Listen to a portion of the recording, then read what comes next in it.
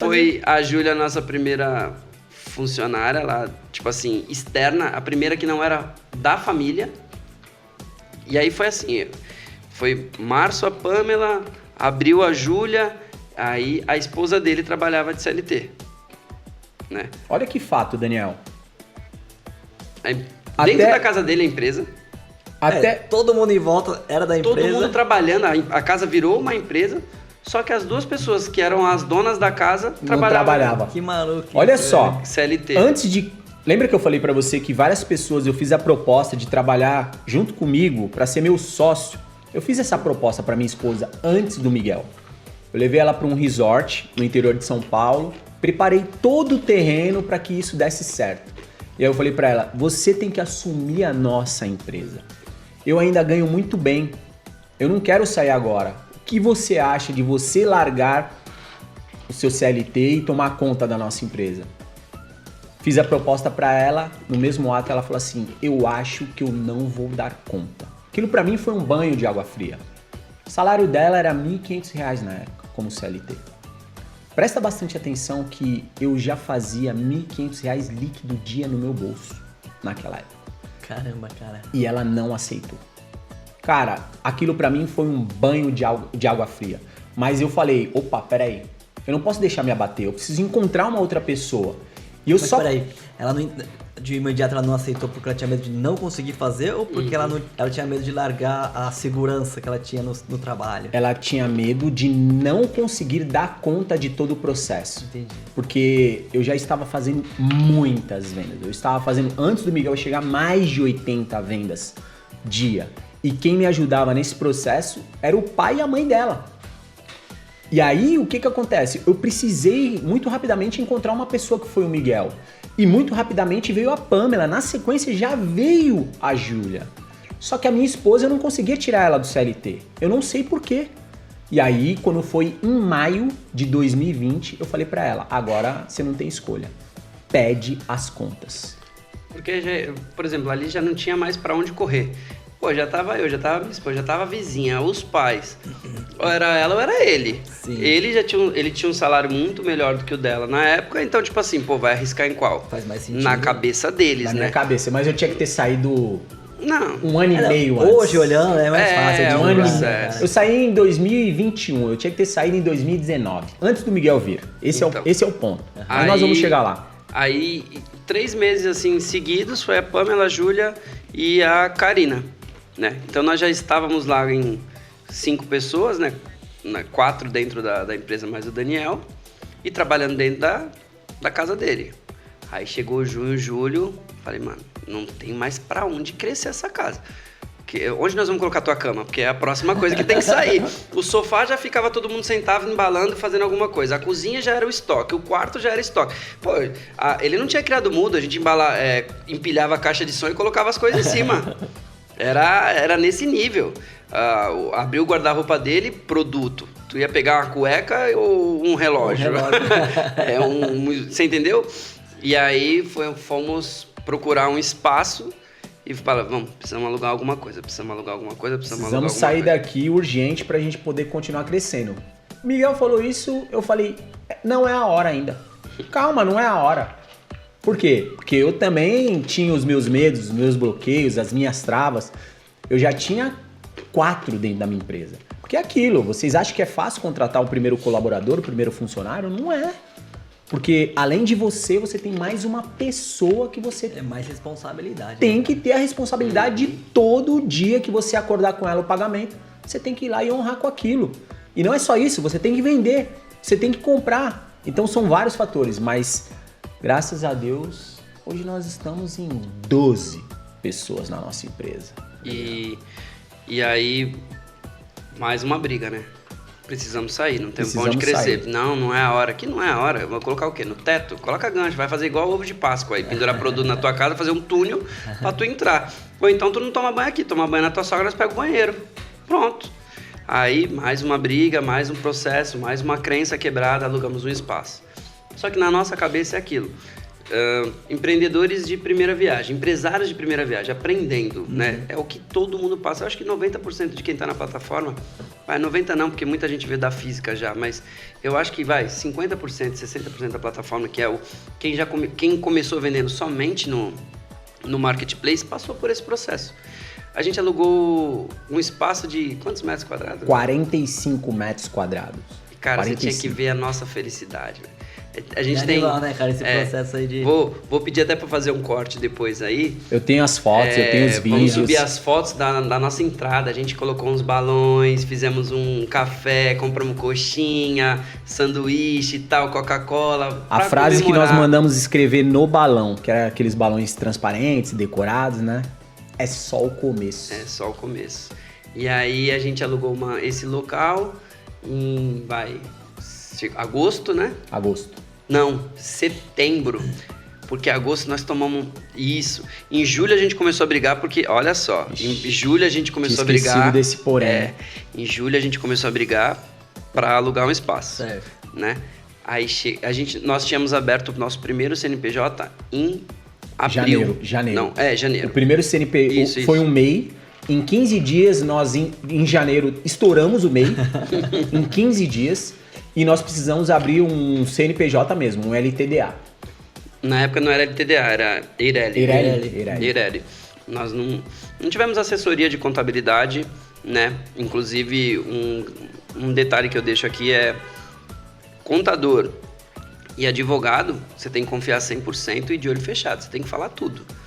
Quem não pode falar nada para ninguém são eles, mas você tem que abrir totalmente o seu negócio para eles que eles possam resolver os seus problemas e te auxiliar da forma correta. Se você esconde alguma informação, quem tem a perder é você, não é ele.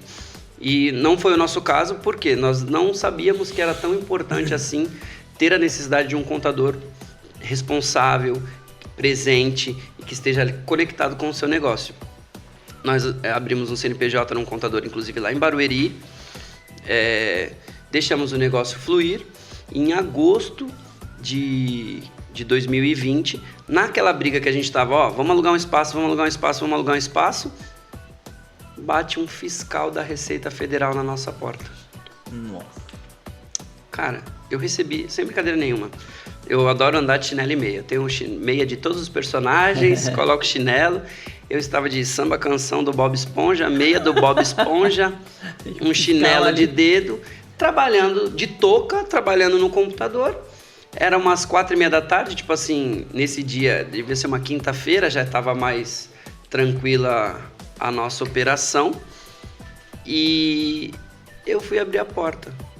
Olá, boa tarde, aqui que é a empresa tal? Falei... Empresa. A gente é uma empresa. É aqui mesmo, pode crer o nome da nossa. Não, eu sou fiscal da Receita Federal, vim aqui com uma intimação, eu gostaria de conversar com o responsável. Aí o peripaque do Chaves, né? Sim. Baixei, eu falava... Não, fica à vontade e tal, eu vou chamar o responsável. Daniel CLT, batendo o ponto dele lá, liguei. É que o dono da empresa trabalha para outra empresa. Falei. Liguei pro Daniel veio, nisso eu comecei a bater papo com ele e o fiscal veio nos autuar porque nós tínhamos faturado R$1 milhão nos últimos 3 meses, só que a gente não tinha nota fiscal de entrada dos produtos. E aí a nossa história é essa, a gente comprava produto na Galeria Pagé. Se você conseguir emitir algum cupom fiscal, nota fiscal de algum produto dentro da Galeria Pagé, me ensina como é que faz para arrancar. Isso é um desafio até hoje, né?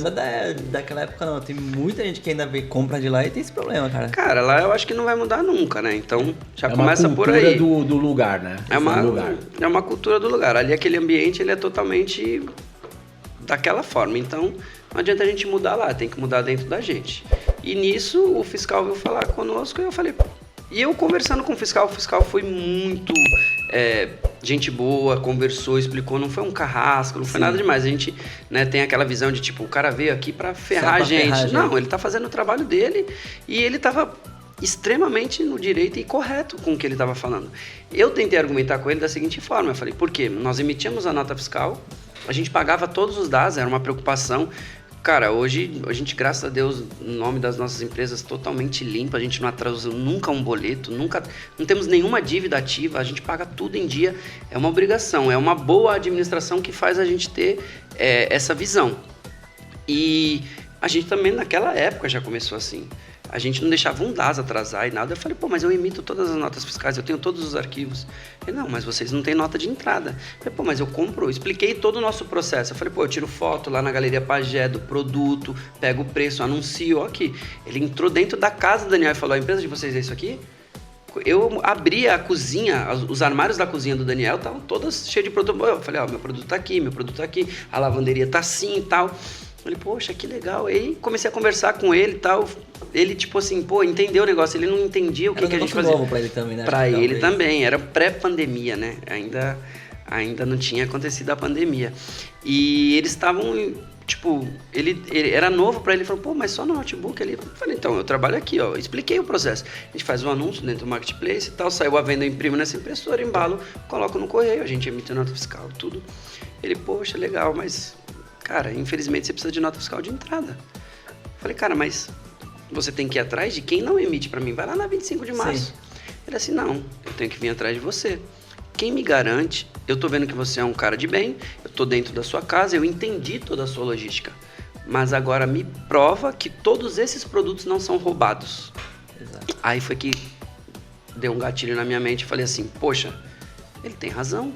Como é que eu provo que esses produtos não são roubados? Se ele quiser me autuar agora, me levar preso, se alguém fez um BO falando que, sei lá, roubaram não sei quantos, eu sou um suspeito. Eu não tenho nota fiscal de entrada. Uhum.